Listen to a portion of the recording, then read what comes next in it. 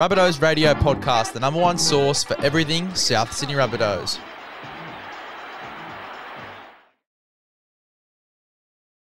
Welcome to another edition of Rabbitohs Radio. My name is Grant Chappell. I'm joined by Big Lez from the Big Lez Rugby League podcast for a bit of a review of this Parramatta clash coming up tomorrow night. What's doing, Les?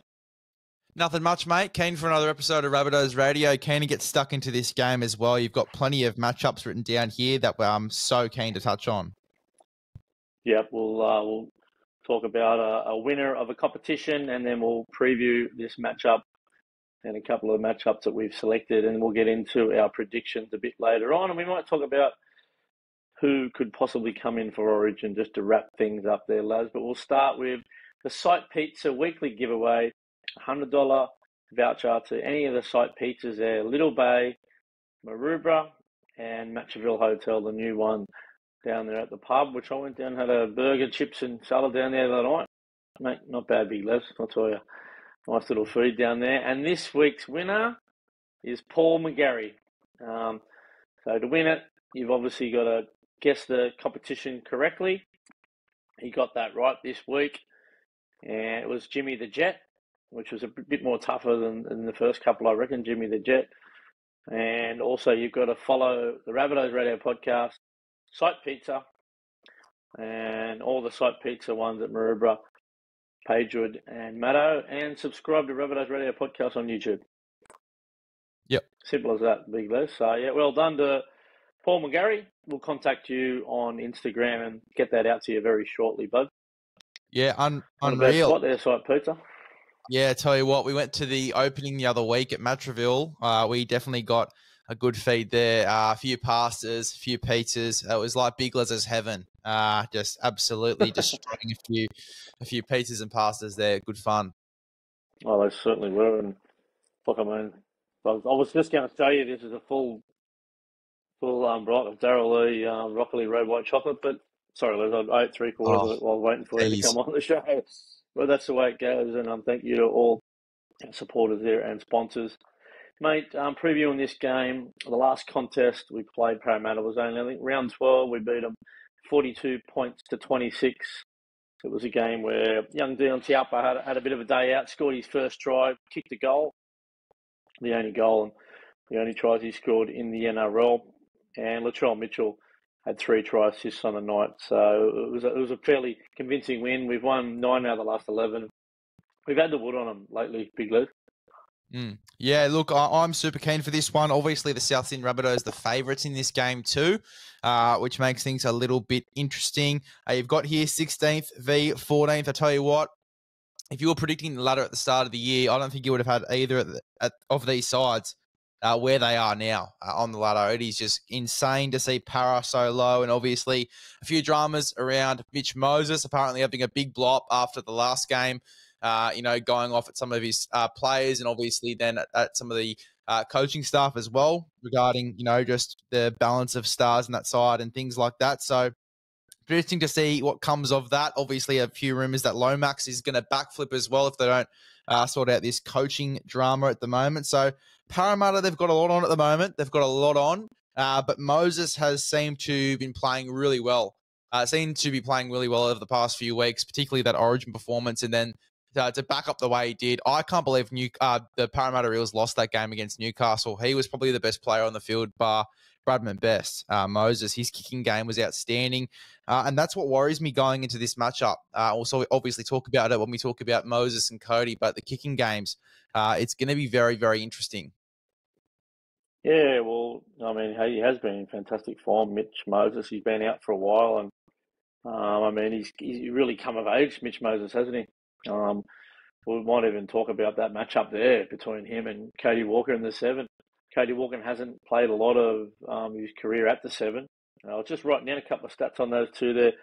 Mitchy Moses, 225 NRL games, very experienced player.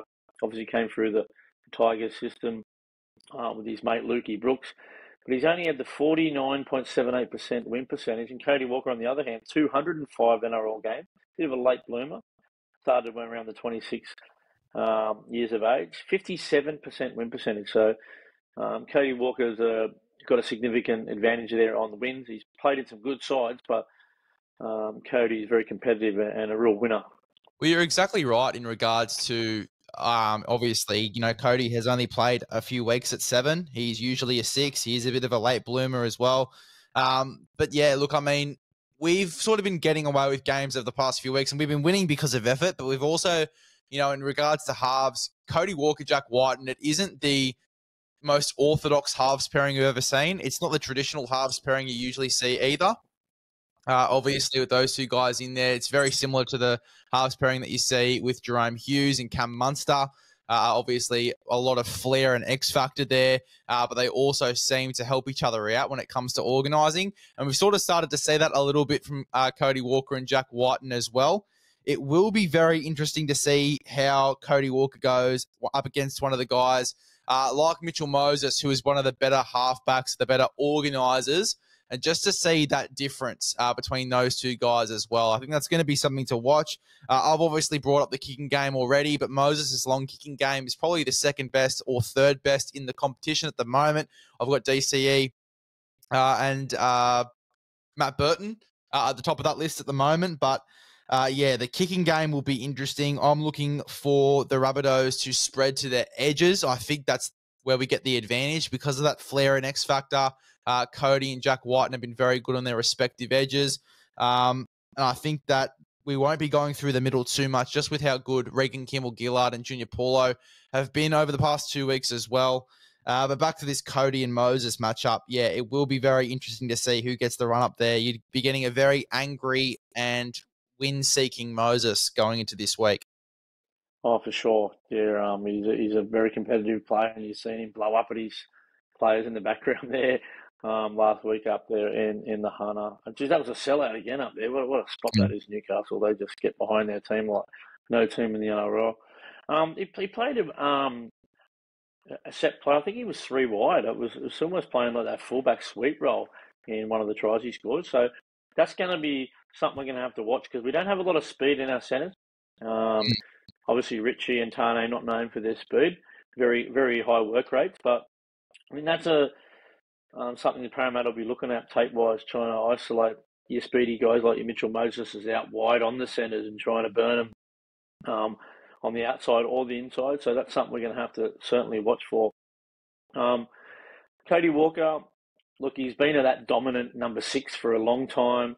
I think he really dominated Lockie Ilias while he was in the side, always demanding the ball on that left-hand side. We see him parked on the right now as the first receiver and that halfback. It's a role I sort of didn't see for a while just because I know he hasn't got the strongest kicking game.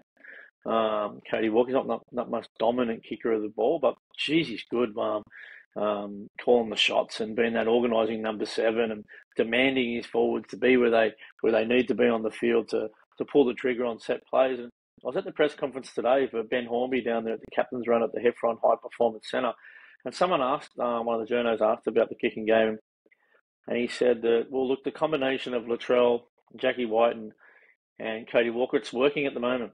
Obviously, you've got a combination of some short kicking games, that explosive long kicking game, which is kicking us out of trouble if we don't have that great yardage set from some of our outside backs don't get us out of trouble, or our middle forwards are a little bit fatigued. So you can kind of start to rely on that long kicking game and the booming kick from Jackie Whiten that we've seen over the last month. And Latrell's, he's got a deft touch with some of those left foot grubbers in behind the line. I think the last game we played, he had a grubber for Damien Cook, who was playing in the centres that night, if you can cast your mind back.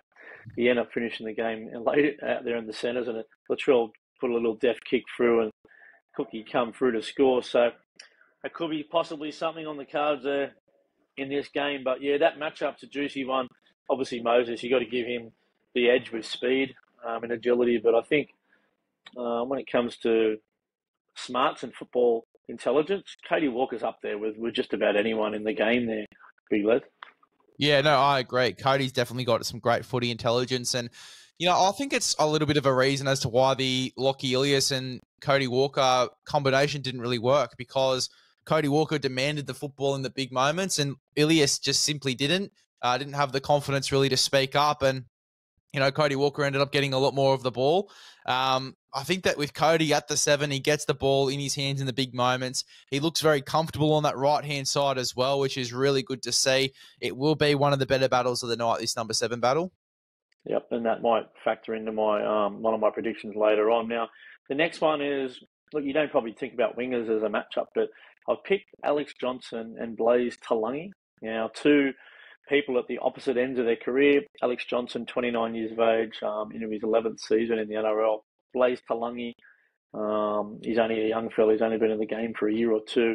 Hardly played a lot of footy as it is. I think he's only played the 12 games for 8 tries. Young Blaize Talagai, powerful player. I like him at fullback. I don't know about you, but he's playing in an unfamiliar position out there. Leaked a couple of tries last week. I think it was Greg Marju got around him a couple of times there because he was out of position. And I think that'll be a ploy on that left-hand side for Jack White and then Latrell to chime in, try and get him to bite in a little bit, and Alex Johnson might have a bit of luck there. Now, he's played Parramatta, I think it's 12 times, Alex Johnson in his career. 9 wins, 3 losses. So it's the team that he's had a lot of success against. And we spoke the other day about that he has been able to score 18 tries in 12 games. What a strike rate that is. That's as good as any player in the NRL. So, obviously, strengths and weaknesses. Blaize Talagai's strength is yardage, carries out of his own end. Pretty powerful young man, very elusive. Alex Johnson, great finisher. Not known for his yardage carriage, but he does do them. Defensively, not the greatest defender out there on the wing. An interesting matchup, and I think it'll go a long way to deciding the result. Well, obviously, we sort of spoke about it the other day in regards to the record that Alex Johnston has over the Parramatta Eels compared to any other team. He has a pretty good record against the Parramatta Eels. One thing I think that gives Alex Johnston a bit of an advantage as well is the defence of Blaize Talagai. Talk about him being in a new position. I feel like the only part of his game there on the wing that isn't quite working just yet is his defence. You know, he is a bit of a smaller body. He is only 18 years old.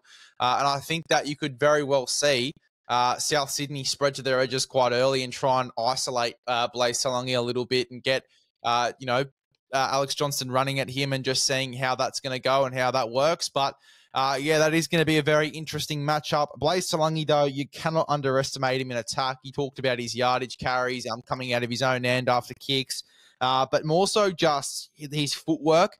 And one thing as well that's quite underrated that not many people have talked about yet for Blaize Talagai is just his recognition of the defensive line when he moves in attack and just, placing his body in certain positions as well. He knows when to use a bit of footwork. He knows when to get on the outside.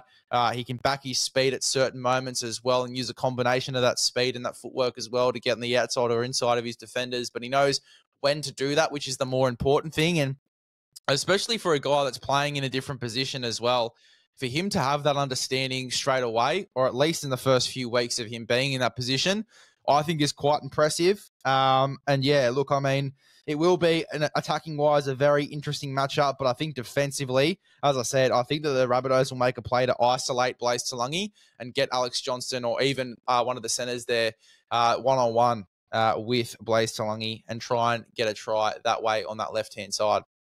Oh, no doubt about it. That's going to be certainly a matchup I'm interested to look at. And the other one, if you have a look at the back row, obviously Cam Murray jumping on an edge this time, Jai Arrow, Keon Clomatungi up against Ryan Madison, Bryce Cartwright and Sean Lane, some juicy matchups there. Now, just on Jai Arrow, I was at the press conference today, and there's been a bit of mail around that he's going to sit the season out. I think we spoke about it on one of our last episodes. Ben Hornby just threw a little bit of a cat amongst the pigeons and said, no, he's playing against the Dolphins next week, and that might not be his last game. We're going to reassess things after that. So, reading between the lines, I think they might mean if we beat Parramatta and the Dolphins, John might actually put that on ice, that decision to have surgery, which really makes it quite interesting. Well, he's such a competitor, eh? Like, he's such a tough character in our game. And, he's had this injury since round 1, people forget as well. So for him to play the entire season out and then to get to a point where, South Sydney have okayed for him to go and get surgery, to sit the rest of the year out to recover, and for him to go, no, I'll go and play and keep playing for the rest of the season if we have a chance to get into finals.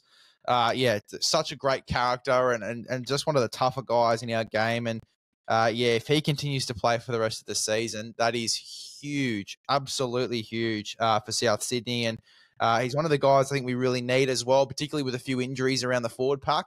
Having a guy like him around, whether it be starting or off the bench, just for about maybe a 20-minute stint for the rest of the season, I think that he will just add impact regardless, and he'll put 110% effort in, even if he is playing hurt for the rest of the year.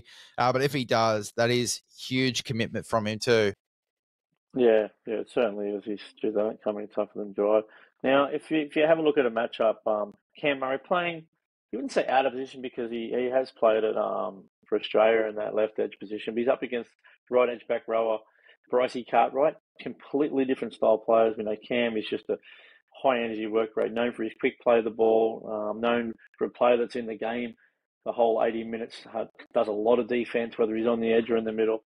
Bryce Cartwright, a real flary player, a guy who sort of plateaued in his career there for a little bit on the Gold Coast, came back, revived his career at Parramatta, and he done a couple of freakish bits of plays last week against the Knights, mate. How do you see this one?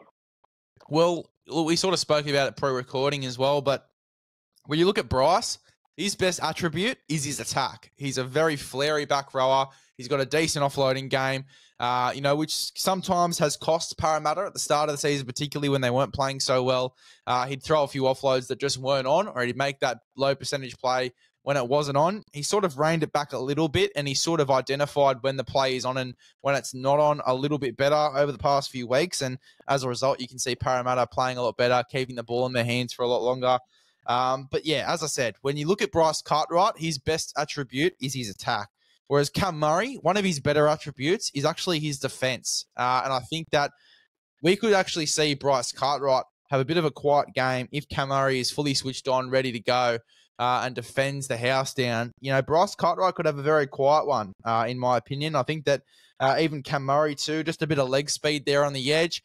I don't know if Cam Murray's going to play the full game on the edge either, and I hope he doesn't. I think that he'll come into the middle at some stage and just play a little 20-minute stint in the middle after playing maybe 40 minutes on an edge, and then he'll come off and sit the rest of it out. And how they work that out, I'm not too sure. But, yeah, I don't want to see Cam playing the full 80 minutes. I doubt he'll play the full 80 or at least the whole of his stint on the edge. I think he will get some time in the middle there, but in regards to this matchup, I think that, yeah, you'll see Bryce Cartwright have a bit of a quiet one. I think that Cam Murray, he can read plays really well, and especially with Bryce Cartwright and his flary, low percentage plays, you could see a few errors out of Bryce Cartwright as well, forced by Cameron Murray and his defence. Yeah, well, I mean, you can only go back on the last time we played him, which wasn't that long ago, really. We opened it up with an edge try to Jaira, just a little crash ball. He was able to wrangle his body around and get the ball down. The next play was just a simple hit up from Keon, a little bit of footwork, beat 3 or 4 blokes under the stick. I'm not expecting Parramatta to be that soft down the middle of the field. You got to think that they're coming here to play, but it's probably another thing we've forgotten is that they're both interim coaches. It's the interim coach off, you might say. Trent Barrett looks like he's probably missed out on the Parramatta job. Ben Hornby's not even in consideration for ours because South went out and hired Ben Hornby. But Souths are playing a different style of football just because they've got that absolute, they know exactly who their head coach is. Parramatta, on the other hand, they don't know who their coach is going to be. They can't make the 8 mathematically. It's not looking good for them in terms of making the top 8. What do they got to play for? They could get a bit loose out here. If South's getting a bit of a touch footy game with them, which I hope they don't, it could be one of them ones they could sneak away with. But if South's come out with that great defensive attitude, which we've seen build over the last 4 weeks, where they've got it down to a couple of games, they've conceded 12. The last game we played, they conceded 0. If they come out with a defensive mindset, South Sydney, they could run up a decent score here, a margin, I think. Yeah, well, while it has only been a few weeks since our last game against Parramatta, I think that we're getting a different Parramatta team, and especially after Moses' blow-up last week and just him going off at the team, and obviously getting in their heads a little bit and saying we can get ourselves out of it. No one else is going to get us out of this situation. It's going to be us working hard to get us out of this situation. I imagine that the mindset around the boys at the moment at Parramatta is we have to fucking end the season well. We've had a shit go for most of the year. We need to win the season well. And I think that is how they're going to play. I don't think they're going to be as soft through the middle at all. I think they're going to defend very well. And I think that it's going to be a very tough game. It's definitely going to be a 1-12. And I also think it's going to be a little bit low scoring as well. It's either going to be that low scoring, tough affair, or it's going to be a high scoring game, but it is still going to be that 1-12 margin as well. So keen to see how this game turns out. But yeah, look, especially at Parramatta at home as well. If they don't get up for this, they're going to be, it's going to be a rough next few weeks for them. Yeah, they might have turned some players over depending on which coach ends up being hired and what they're actually looking for in this outfit. So I'm sure there's a lot of guys that might be on contract that will be shopped around as well. Who knows? We might end up with one of these guys in this starting lineup next year. You don't know what happens in a rugby league season. Look, just taking a look at the predictions.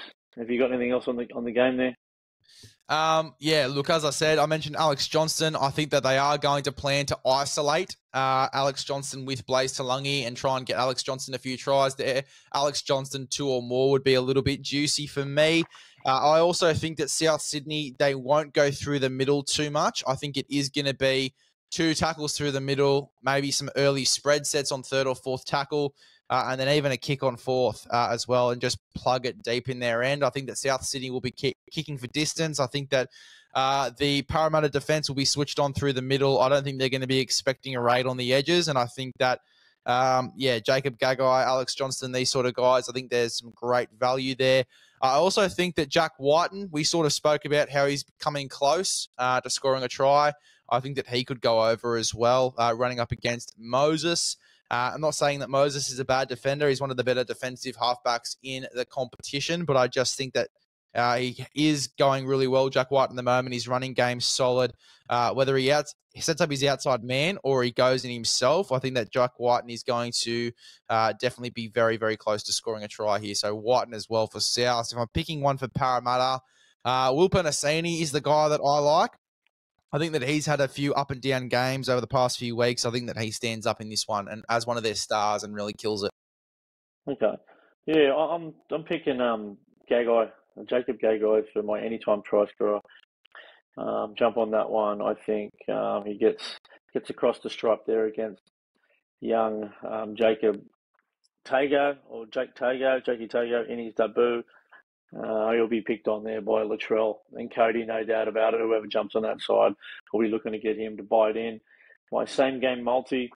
I like Gagai, Alex Johnson on the other side to grab one.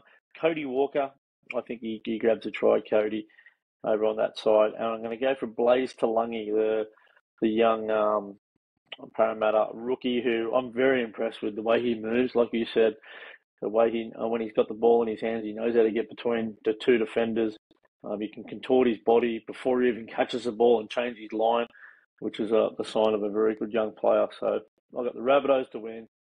Gagai, AJ, Cody, and Blaize Talagai in a same game multi. You can get that with a bit of a booster there on Bluebet. That's around $29.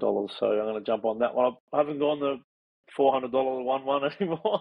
I'm trying to rein it in a bit. I've been going a bit ridiculous there, but wasn't far off getting that Origin one a few weeks ago. But no, I'm gonna stick to that one, I think, mate. Yeah, perfect. The value finder, chaps. The value finder.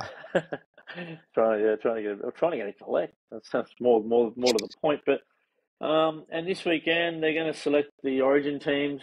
Are you predicting any out there changes or anything like that for the Blues? And also on the Maroon side, are you predicting any changes there? So in regards to Blues, I think that it's a perfect opportunity to bring in Isaiah Katoa over Luke Keary. I'd be probably making that change. Wouldn't be surprised if Madge just doesn't do anything, but I think that Isaiah Katoa, it'd be worth just bringing him in for experience. And I also think that we've seen over the past few weeks, he's mature enough that if something massive happens, they can just bring him in. Otherwise, they can always just bring another guy into the squad as well if they need to fill in a half spot or something like that as well. So I think I'd just be bringing Isaiah Katoa into the squad for a bit of experience. As for the Queensland side, I think there's going to be a lot of changes here.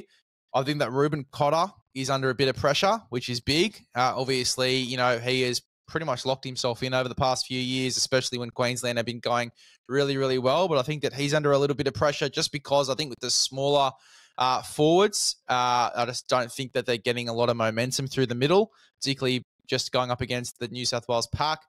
I think that Corey Jensen, Dave Fafita, and Christian Welsh could all come in. I think that Mo Fodawaker drops out.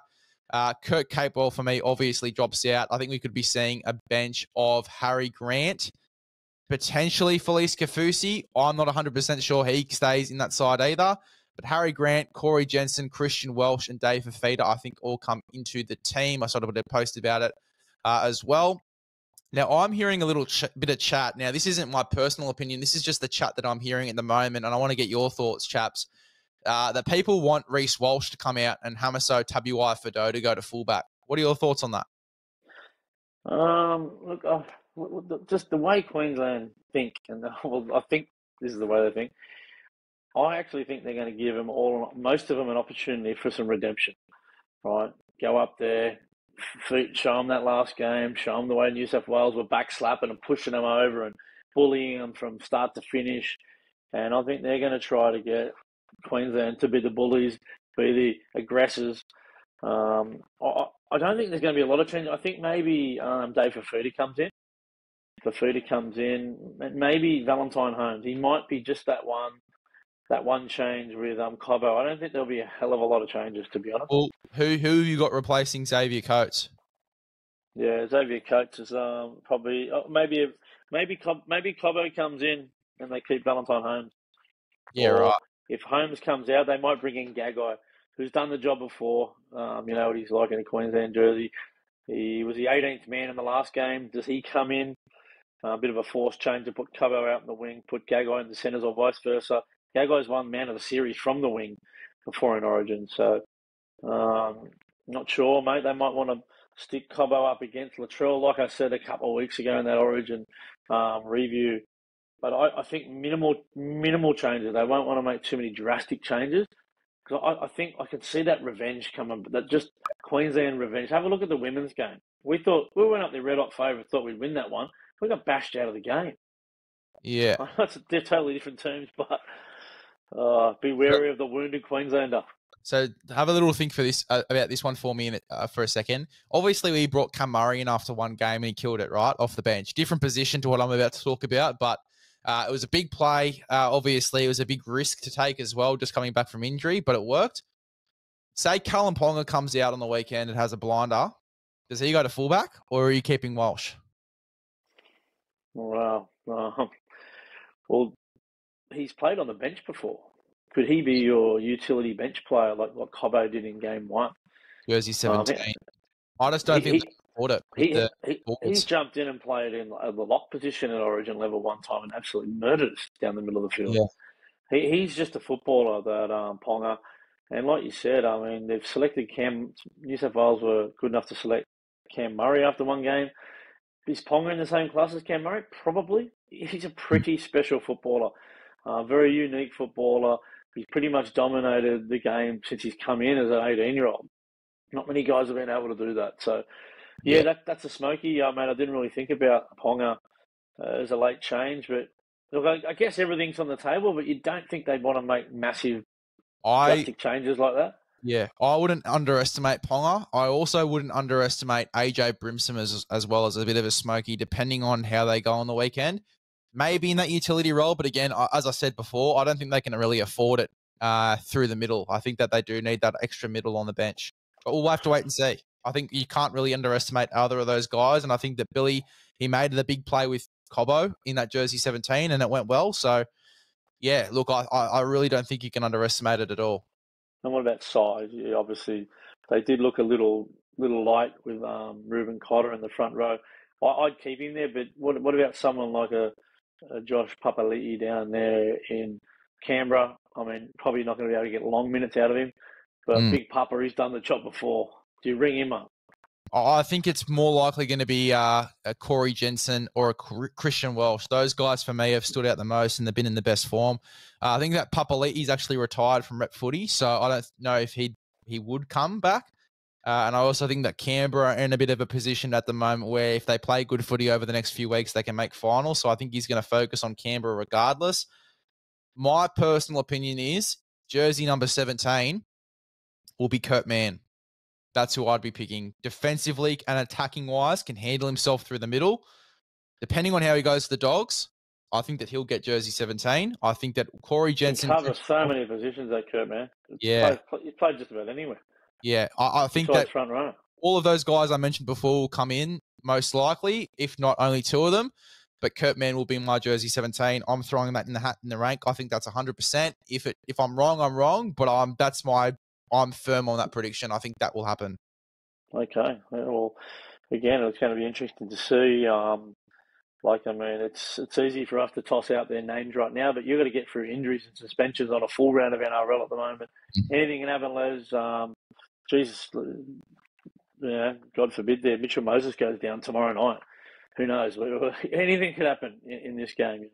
Latrell could get injured or whoever, one of the big players like Crichton or someone. But let's hope they all get through injury-free, Les, because I think this series, there's been an unusual series, a couple of blowouts on each side, games 1 and 2, but wouldn't it be nice to see a nice little tight contest for game 3, and it comes down to a field goal or a very special play from one of those superstars of our game to win it up there in north of the border. Yeah, look, I can't wait for Origin 3. I think that if New South Wales play like they did in Game 2, they start like they did in Game 2, I think they get the job done. Hopefully no more send-offs, knock on wood. Come on, footy gods, praise us with that one.